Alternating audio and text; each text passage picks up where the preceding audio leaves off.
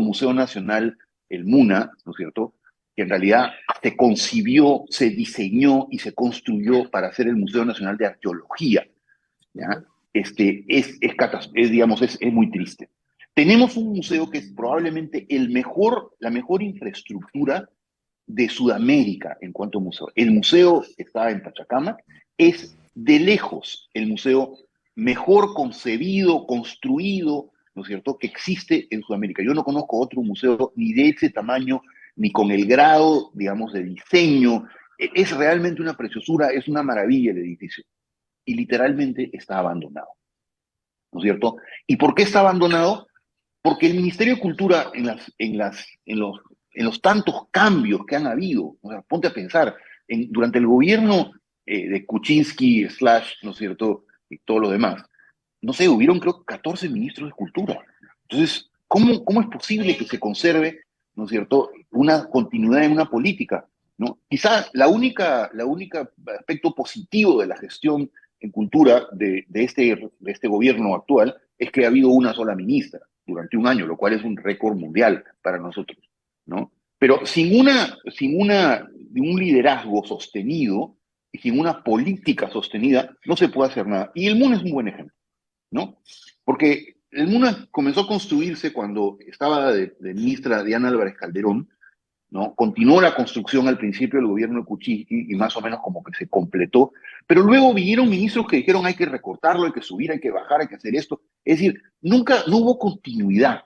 Y esa continuidad llevó al hecho de que no se tomaran las previsiones para que cuando el edificio estuviera listo, también estuviera listo el guión, también estuvieran listas las colecciones, y evidentemente se terminó el edificio y no hay guión hasta el día de hoy, no hay colecciones, ¿no? Es decir,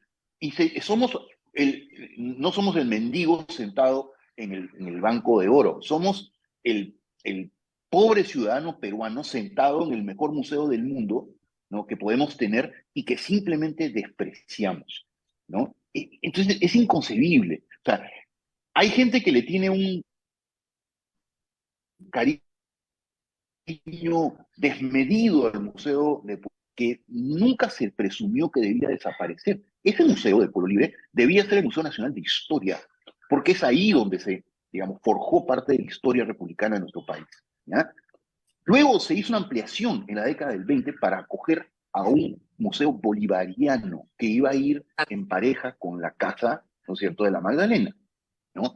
Julio Cetello, cuando descubre las momias de Paracas, de alguna manera, entre comillas, lo ocupa, ¿ok? Claro, Y tenía dónde luego llevar de las cosas. ocuparlo, sí, luego de ocuparlo, le donan a él directamente, un terreno que él pone a nombre de la Universidad de San Marcos, luego a una calle, es decir, el terreno es un desastre, ¿ya? Y entonces, ¿qué ocurre? Que ese museo es un museo que ya cumplió su función, es totalmente hecho de adobe, sin repuesto estructural, tiene paredes de 7 metros, el día menos pensado se va a caer o se va a quemar, ¿no es cierto? Entonces, mantener las colecciones del Perú, otra vez, el bien común, no es la colección de los 5 funcionarios que trabajan ahí o de los 4 comerciantes que tienen tiendas alrededor. Esta es la colección del Perú. El Perú tiene la colección de textiles de antiguos más grande del mundo, Rosa María. Tenemos catalogados como 40.000 o 35.000 textiles, Paracas, Carhuac, Chancay. O sea, es una maravilla. No existe ningún museo en el mundo que tenga una colección como la colección textil que tenemos. Y sin embargo, está en una sola sala, en un solo depósito, con probablemente 3 o 4 extinguidores de mano. ¿Cómo es? O sea yo lamentablemente te lo digo, o sea, un día se va a quemar. Y cuando eso suceda, nos vamos a arrepentir y vamos a decir, pucha, debimos haber hecho algo al respecto en su momento. Y mientras tanto tenemos un museo que es absolutamente moderno, donde la sala donde se van a alojar los textiles, no solamente, Rosa María, está sellada, es muy difícil que entre fuego ahí. Si se llegara a prender, Rosa María, hay un aparato que succiona el oxígeno, quita el oxígeno, no puede quitarlo todo. Y sin oxígeno no puede haber un incendio. Luego hay unos sprinklers que llenan todo, ¿no es cierto?, el ambiente de una especie de nube de agua. Y finalmente, Rosa María, el depósito está dividido en unos 4 o 5 secciones, células, de forma Sí, tal que si pasa lo peor, se quema una célula, pero no las otras. claro. Es ¿Te das como la cuenta? Biblioteca Nacional, que tiene el mismo sistema, sellado, donde no se puede incendiar. No todas, pero sellas. Mira, pero una de las cosas más lógicas es que nunca juntas toda tu colección en un solo salón. La separas porque así puedes evitar que se propague un fuego, digamos. Mira, se quemó el Museo Nacional de Río, que era un museo mucho más moderno, un museo de material noble, un museo con todas las medidas de seguridad, y se incendió hasta que no quedó, ¿no es cierto?, pero ni una piedra, nada, se quemó todo. Y nosotros, digamos, seguramente al amparo de Santa Rosa de Lima, ¿no es cierto?, y de San Claro. Martín de Porres y de todos los otros santos peruanos, mantenemos ese museo ahí como está. Pero tú te puedes imaginar, es un No, y despropósito. además Entonces, para textiles necesitas condiciones de temperatura, condiciones de de humedad, o sea, luz, todo de eso no está humedad. controlado en ¿Eh? Pueblo Libre, no puede controlarse, ¿no? Mira, y una cosa para, todo, para que todos entiendan.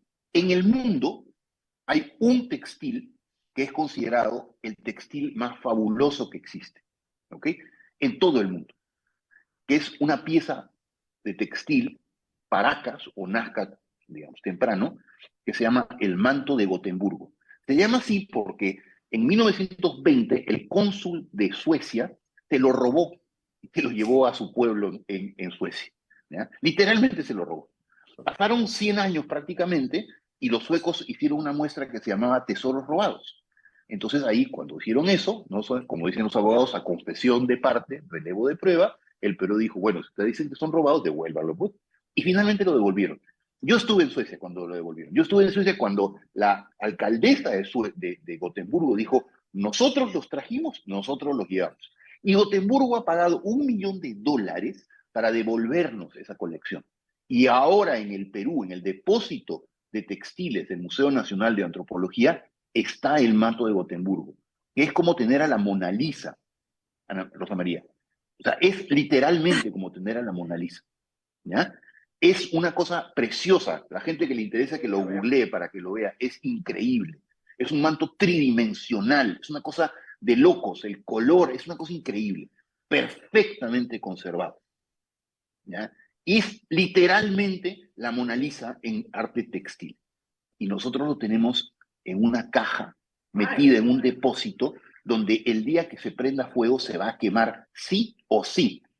¿Te das cuenta? Por eso se hizo el MUNA. No se hizo el MUNA solamente para hacer exhibiciones, por supuesto que eso es importante. Se hizo para preservar el legado cultural que hemos recibido, para preservar, ¿no es cierto?, algo sobre lo que nosotros no tuvimos ningún input, ¿no? Nosotros no pusimos nada, es una herencia que recibimos, ¿no es cierto? Entonces, lo primero que tenemos no es la responsabilidad con el presente. La gente cree que un museo es para que hayan exhibiciones. No, un museo es para conservar la memoria, ¿no es cierto? Porque nosotros nos habremos muerto, habrán pasado 1000 años y si se hace lo correcto, ese textil seguirá siendo el más importante textil del mundo y seguirá siendo una fuerza de atracción. Es decir, si tú lo exhibieras y lo explicaras, la gente vendría de todo el mundo a verlo. ¿Ya? Vendría de todo el mundo porque todo el mundo quiere ir a ver la Mona Lisa. ¿Te das Claro. cuenta? Pero nosotros lo tenemos en una caja y bajo la amenaza constante, la espada de Damocles, que mañana más tarde, en ese edificio vetusto, ¿no es cierto?, haya un incendio. Mira, ¿Qué año? ¿Qué ¿por qué año, no? Jaime? ¿Qué año ¿A qué qué? año? ¿No? Y no mejora. Bueno, es bueno plantear estas cosas, que todo el público lo sepa.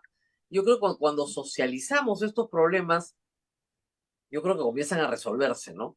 Y esperemos tener gente, sobre todo una ministra de Cultura, como tú decías al principio, que viene de la Dirección de Patrimonio, que sabe lo que tú me estás contando, este, que comience a reaccionar, ¿no? ¿Qué cuesta hacer el guión del MUNA? No creo que cueste demasiado, tal vez un año de trabajo. Y por Rosa último, María, se dejó el dinero para hacerlo, se dejó el dinero para hacer el mobiliario interno, se dejó el dinero para hacer el lobby, se dejó el dinero para hacer el paisajismo alrededor, se dejó el dinero para implementar laboratorios y depósitos. Los depósitos los han implementado, hay que decir eso. ¿Ya? Pero se dejó el dinero, es decir, lo que hizo la ministra Álvarez Calderón fue un milagro, ¿ya? Porque lo que hizo ella fue convencer al presidente Humala de que le diera al patrimonio cultural, al Ministerio de Cultura, un dinero que había sobrado de un fenómeno del niño que nunca pasó. le dieron Exacto. 400, creo que 500 millones de soles para hacer la obra más trascendente. Mira, el presupuesto de todo el Ministerio de Cultura no llega ni a 300 millones. Y solamente una obra, ¿ya? Una obra, como fue este museo, costó más que todo el presupuesto. Es decir, es la obra más, la inversión más grande que el Perú ha hecho. Y este no iba a ser un solo museo, porque olvidémonos de Lima y de Cusco. Este iba a ser el modelo para los museos que se debían de haber construido y diseñado en todo el Perú, en Huancavelica, en Huánuco, en Piura, etcétera. ¿Te das cuenta? Para dar un salto cuántico. Tú te vas a Ecuador, ¿ya?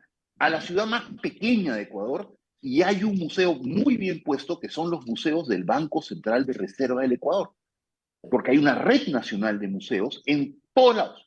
Yo me he parado una vez en el puerto de Manta, ¿no es cierto? Y me he ido a ver un museo muy bien puesto, mejor que cualquiera de nuestros museos en la ciudad de Manta, que no sé qué ranking tendrá en Ecuador, pero digamos, pero ahí estaba la presencia de un museo en Guayaquil, ¿cómo se llama? En Quito, hay un museo precioso, ¿no? O sea, en Bogotá hay un museo, el Museo del Oro, que es una preciosura de Ah, museo, profesor. concebido. O sea, yo siempre le digo a la gente, tú quieres ver oro, andate a Colombia, porque en el Perú no hay oro, en el Perú hay cobre dorado, ¿no? El Museo de Colombia es maravilloso. Maravilloso. Y Colombia, y los colombianos me disculparán, Colombia tiene un desarrollo cultural que no tiene cómo empezar con el Perú, pero manejan gestionan su patrimonio con orgullo, con responsabilidad y sobre todo lo manejan con gente con experiencia, con calificaciones, no gente improvisada. Hemos tenido un director de museos aquí que era un improvisado, que fue el que básicamente decidió no hacer nada con ese dinero que recibió, ¿no? O sea, en la parábola de los Bueno, Luis dones Jaime, se me sería, acaba el tiempo. ¿no? Bueno, Ah, sí, disculpa a la la hora de pasión. los dones van a tener mucho que responder. Muy bien, muchísimas gracias por haber estado con nosotros hoy.